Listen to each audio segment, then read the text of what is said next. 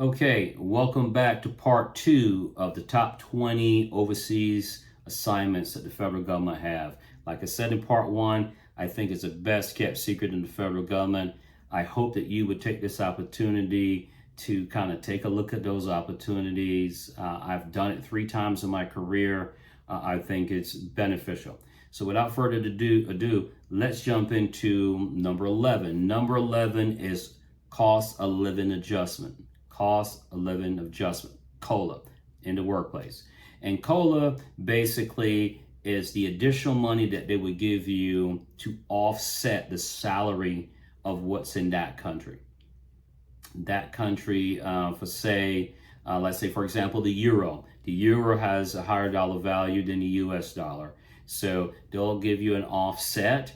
That could be, depending on what the rate is, could be anywhere between 3 and 4, maybe more per month on top of your regular salary, on top of your LQA, the living quarters allowance. So COLA is also non-taxable.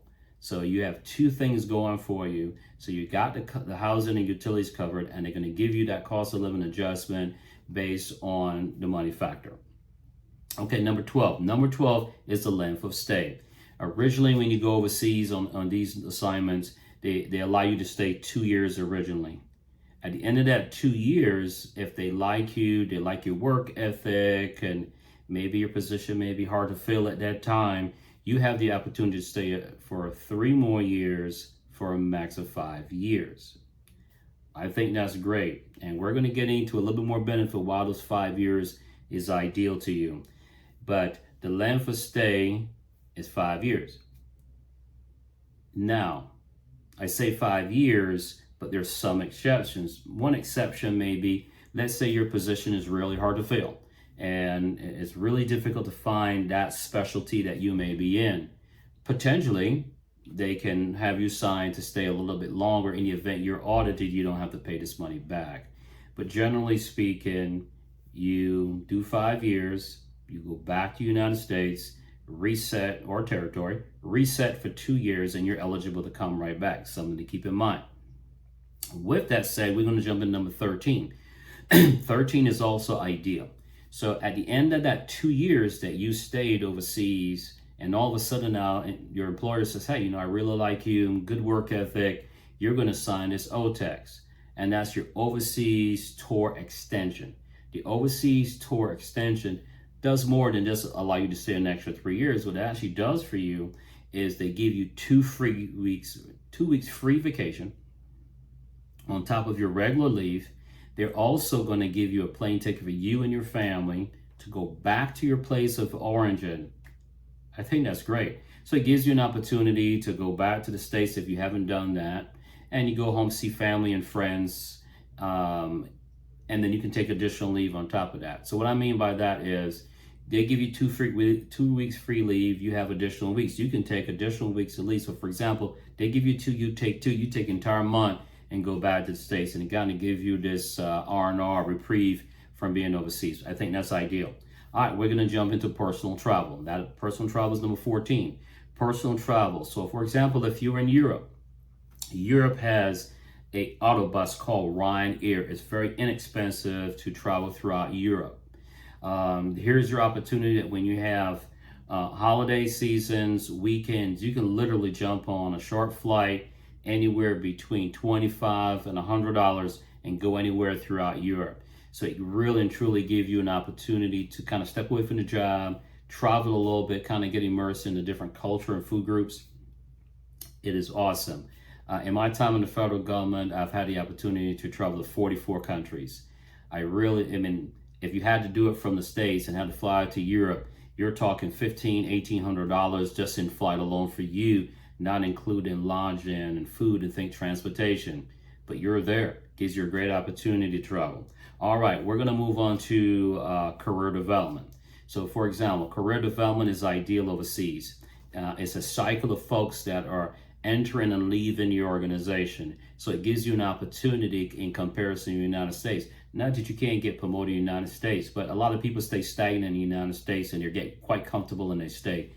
Going overseas, as people rotate out, you have the potential to get promoted. So, for example, you go over as a GS9 and then all of a sudden the GS11 opportunity pops open, you jump on that. Now, a year or so later, a GS12 lead, you could potentially move on up. So I think that's ideal for career development.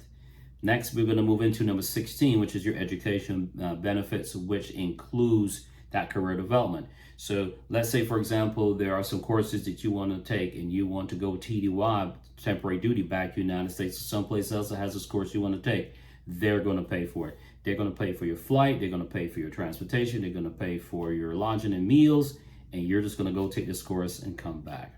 For some agencies have agreements that if you stay with the agency 3 or more years, they'll reimburse you for the cost of your college degree or maybe some of your student loans that you may have. Caveat to that is you might have to give them some additional time.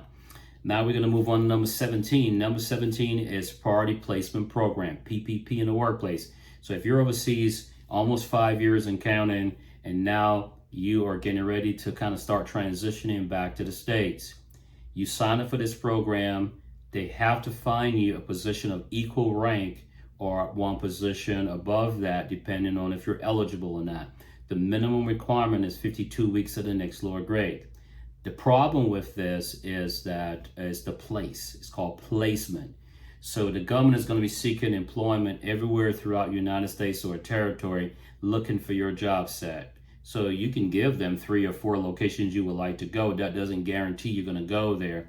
You may end up someplace else. That's the one caveat to that program. Or you can continue up to apply for positions or promotion or the same rank where you want to go, and hopefully something will pop open. Either way, you're still going to have a job when all is said and done. Move on into savings. I think this is also great. This is number 18. Your potential savings. I want you to do the math, simple math. If you go overseas, you're making about $70,000, $80,000 a year. Even if you blew $20,000 or $30,000 and you saved $50,000 and you stayed 5 years, you just walked away with $250,000 savings in your pocket. Let me repeat that again. They're paying your housing, you're paying your utilities, they're giving you COLA, you're making about $70,000, $80,000 a year. You love to travel, you like to enjoy yourself, all of yourself, and now all of a sudden you see, no, I'm going to enjoy myself, but I'm going to be responsible. I'm going to save $50,000. You save $50,000, you stayed 5 years, now you walk away with $250,000 in your pocket. You go back to the States and come back and do it all over again. The other thing too, I failed to mention earlier, is that you can also utilize your LQA to purchase a home. You can maintain it or sell it when you go back, your choice, something to think about. Number 19 is family member employment. So you're the sponsor, you got hired for the job, you brought your wife or husband with you. Now all of a sudden, they're bored at home. There are positions on the installation or throughout the federal government that they can apply for based on if they're eligible enough, of course. and they get a job. So now they potentially can be a federal employee. The only negative here is you both can't get LQA. So what will end up happening is they'll hire that individual. You're the sponsor, so you get the LQA, unless you plan on living in 2 separate locations, like some people do. You have a person maybe working in Belgium and another person working in Netherlands, and now they're paying for 2 different locations. Something that can be done. So that is up to you. And finally, I'm going to get into number 20. Top 20 here is reassignment and return. I mentioned briefly about it earlier. Literally, you can come on the overseas assignment, do your time, go back, do 2 years, and return. So I just gave you top 20 things in my mind. There are a lot of other benefits to residing overseas. There are a lot more that I can mention. But again, I want to kind of keep these segments short. I think it's the best kept secret in the federal government. I made the count from 1 to 20 relatively short, maybe 2-3 minutes per step. But if you have additional comments or questions, please don't hesitate to put those comments down there. I know I'm busy a lot, but I'll try to get back and answer your questions as much as possible. If there are other things that you would like for me to talk about or go over again, please put those comments down below as well, and I'll be delighted to do other videos. So Please don't forget to like, share, and subscribe. And that way you can get videos coming every week in your notification process. I started this membership on my channel, and that membership allows you to basically sign up as part of the membership. So that way, if you want to go one-on-one and you want to have some conversations, you can sign up for that membership, and then we can collaborate on the go. All right, with that said, I really appreciate my subscribers. If you're watching and you have not subscribed, please go ahead and subscribe. Would really appreciate it. Would really help the channel. Thanks for watching, and have a safe and enjoyable day. Thank you.